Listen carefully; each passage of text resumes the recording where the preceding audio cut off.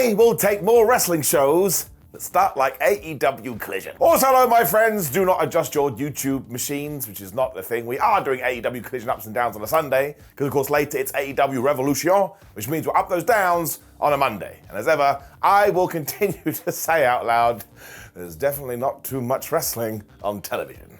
But the finger of power controls me, and therefore it controls you. Let's up those downs. But yeah, as much as I do like a wrestling match to kick off my wrestling program, if you want to give me attempted murder instead, I'm here for it. Because Buddy Matthews was coming to the ring to have a mysterious contest with a mysterious opponent, which we never found out, when Mark Briscoe popped up. He was like, hey pal, I'm getting my revenge. He was also getting tables and using Charlie the Chair when he did this mad cannonball over the top and crashed Buddy right through the wood.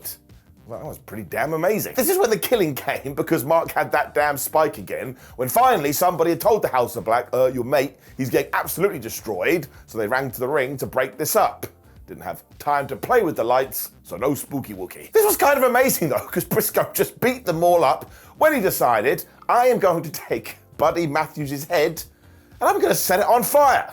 That's right. Because he moved him over to where the pyrotechnics were and he was pushing the button when finally the security guards came out, the rubber security guards. They were like, listen, Mark Briscoe, you better stop this, he will die. This really was great though, because it was so super frantic that it did turn Mark Briscoe into a little bit of a loon. And of course, he was committing a lot of illegal activity here. Crime counter. I'm not sure where this is going because I didn't hear an announcement for any of these guys on the pay-per-view, but I must have missed it. Again, there's so much wrestling in my head. But in terms of starting things with a bang, I'm giving it an up. Thankfully, Buddy Matthews did not get killed, but he came this close. Swerve Strickland was here cutting a promo. He did not like the fact he'd been duped on Dynamite. Name of my new EP. This is because Hangman Adam Page, of course, had done what he had done. So Strickland was like, am I annoyed that I did fall for his tricks? Or am I annoyed because I was a little bit too nice? You should never be annoyed about being nice. More niceness in the world. All things considered though, Strickland has now hanged the Hangman, whereas the Hangman has swerved Swerve. Now you have to hear him say that. It's a pretty good line. Either way, he's not going to forget all of this, and he is going to win the World Heavyweight Championship at AEW Revolution. You know what? Probably should. Speaking of AEW Revolution as well, we had to decide who the last member of the All Star Scramble match was going to be. So we had a triple threat match. It was Dante Martin taking on Bryan Keith, taking on Penta. And you have to forgive me for just 1 second, I need to be a geek. As we've already talked about, the winner of that Scramble match does get a World Championship opportunity, which is pretty cool, right? And listen, I think Bryan Keith has done great ever since he has signed up to AEW. But if you go through his win-loss record, he has essentially been defeated every single time. So if I was one of these opponents that had a victory, I'd be like, man, what is going on? Where is my opportunity? I mean, they had defeated him like this was Street Fighter, and yes, look, I know this kind of stuff goes down in wrestling all the time, and 9 times out of 10, I don't actually care, because I have real problems. And then on that 10th out of 10 times, I remember that I am a massive nerd, I gotta give it a down. That doesn't make any sense. But otherwise, seriously, what a joy. We were just doing that thing where it was like you two go and then us two will go, and then the other two will go, and then maybe we'll do something with the other two. And there was big boots, and there was backstabbers, sling blades, and these crazy exploder suplexes. It was just go, go, go, go, go, go, go. Dante Martin then hit a crossbody onto everyone, and he did this wonderful dive, which means yes, the run of dives in professional wrestling shows in 2024 continues. I don't know what I'm looking at. I'm pretending to watch someone do a dive, but if they were up there that long, I'd worried what happened to him. Penta soon got bored by all of this, so he jumped off Keith's back to do a destroyer to Dante. And of course, the internet will be mad about this, but I don't even care. That made me go wahoo. It also sort of annoyed Keith, who hit a Tiger Driver, when he decided to start a chop battle with Penta. And I was like, do you not read the news, for goodness sake? Even Gunther was like, I tell you who chopped me the hardest. It was that damn Penta. So surprise, surprise, who won this war? It was Penta. I was right as well, because as soon as he had come out on top, he hit a Fear Factor onto the damn ring apron. That's the hardest part of the ring. This is when Dante was back though, and he hit a destroyer onto the same thing, so I was freaking out. By this point, he was like, oh, I can win. So he hit the Mamba Splash, he got the 1, 2, 3, and oh yeah, he will be in the All Star Scramble. Oh, want to be horrible? He's probably the guy taking the pin. Still, if you just want to have some fun today, which isn't seedy, this is right there. Give it an up. Hangman then responded to Swerve. My gosh, he's mad. Because he basically said he would rather die than to have Strickland win the AEW World title.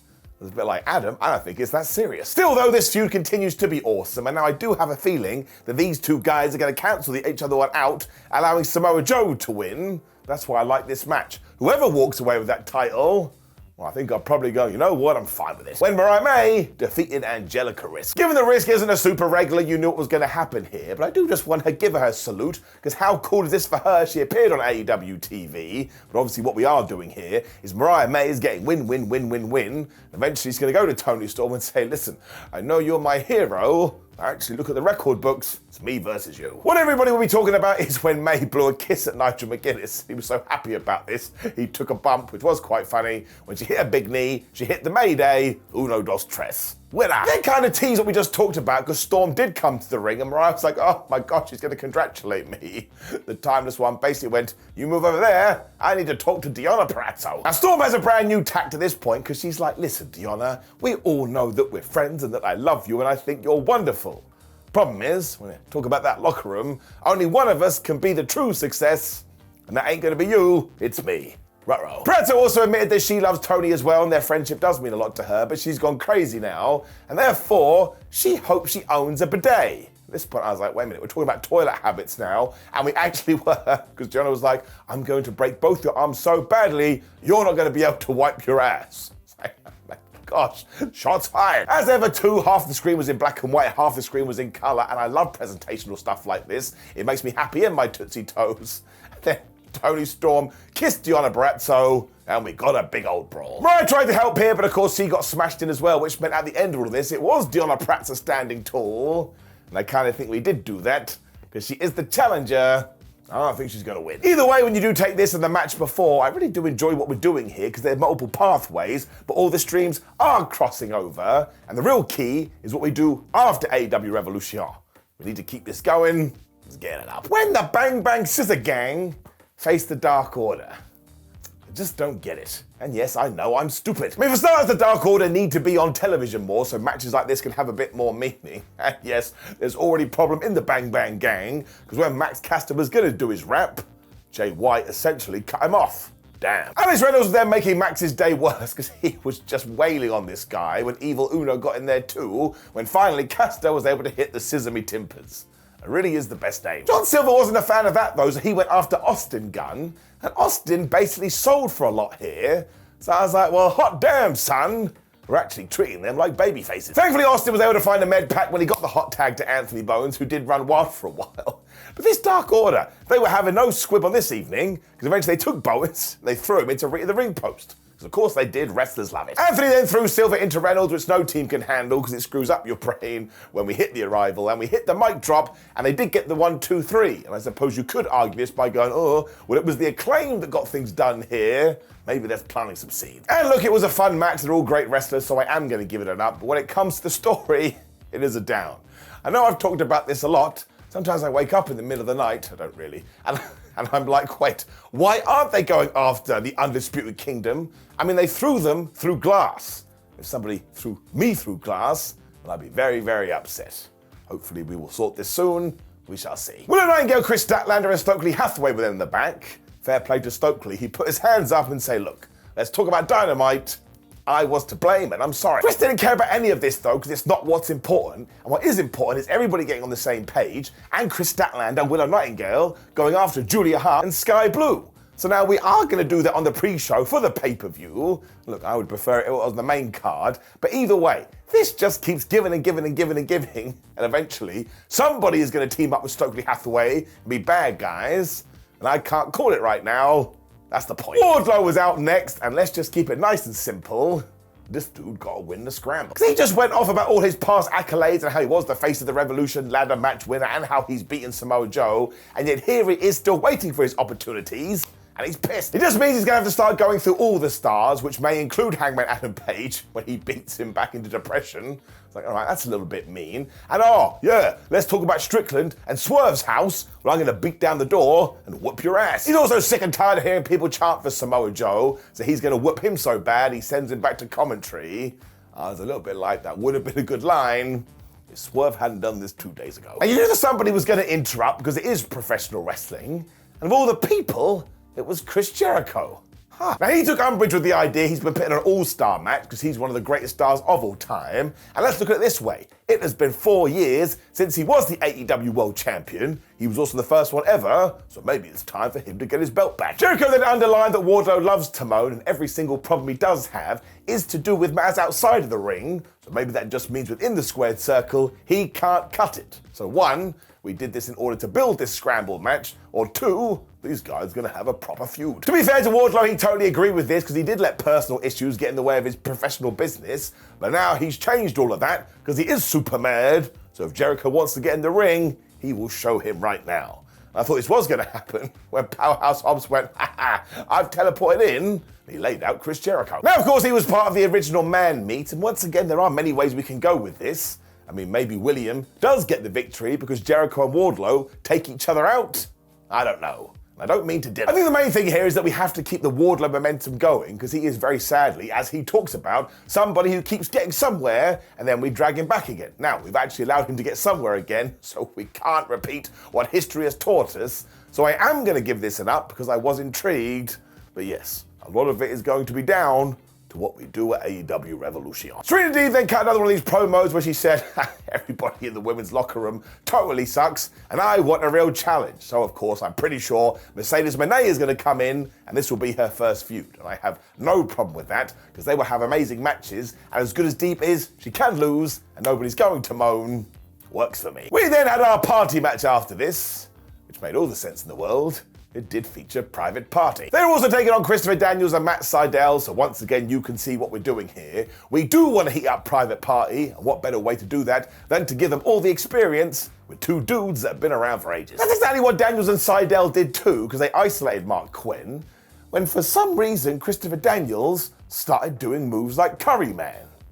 Why the flub would Christopher Daniels do something like that? And you should probably Google that if you do need some more information when Cassidy got in there. But almost instantly he got taken out with the STO. Although when Matthew tagged in, all of a sudden that lit Private Party up because they must have gone into their moon book. They were doing all the double team maneuvers. This including a double senton which Christopher broke up at the 1-2-ooh, which of course triggered the tag klaxon and everybody was fired. It also led to shenanigans because out came Jeff Jarrett and his crew, and because they were going, oh look over here referee, the referee did exactly that. When Jay Lethal got in the ring, he had the lethal combination where he just grabbed Mark Quinn and threw him onto Christopher Daniels so they could get the 1-2-3. Mark had no problem with this, he'll take it. Now, of course, it all ties into the fact we are doing another pre-show match together as all these teams do come together. So from a story point of view, it made all the sense in the world, and the match was fun, so I am going to give it an up. But once again, I'm going to be super mega geek. You're just going to have to forgive me and yell at me in the comments, that's what they're there for. But I think given that we are trying to heat Private Party up again, they just should have won here with their moves. And look, they could have done some cheating, that's fine. They're bad guys now. I think all of this kind of distracted from the fact that they're not where they once were. They really need to get back to where that was. And what that means is getting it down. We then had another Revolution video as we hyped up Eddie Kingston versus Bryan Danielson, and I cannot wait for that match when it was time for Thunder Rosa versus Cassandra Golden. What an amazing name. You know the deal with this too. We're just getting Thunder a bunch of wins so she can go after a championship. And while at first I thought it was going to be the TBS title, the commentators kept telling us that she never lost that world championship, so maybe we're going somewhere else. Given that Golden is quite jacked too, she was sort of throwing Thunder around for a little bit here, when Rosa was like, nope, as he essentially booted her right in the skull and drop kicked her into Tina the Turnbuckle. She also gave her this crazy lariat at one point where I thought her head was going to go off, and a double foot stop to the back from the top rope, when she applied this jangle stroke submission thingamajig. Those words didn't come out right. Even Nigel McGuinness was going, well, what is this? And as always, if you are unable to breathe, you cannot wrestle. Cassandra had to tap out. Thunder wins. He also screamed into the camera afterwards, you're gonna get burned, yet nobody phoned the fire marshal, and I'm gonna give it an up. I like squash matches like this, because you can see where it is heading, and that should be the point of a squash match. Up. We then had one last video, because of course later on it is Sting's final ever match, and you've all got to go watch that video that AEW released online. You will have water coming out of your seeing devices. I can't quite believe that Sting is retiring.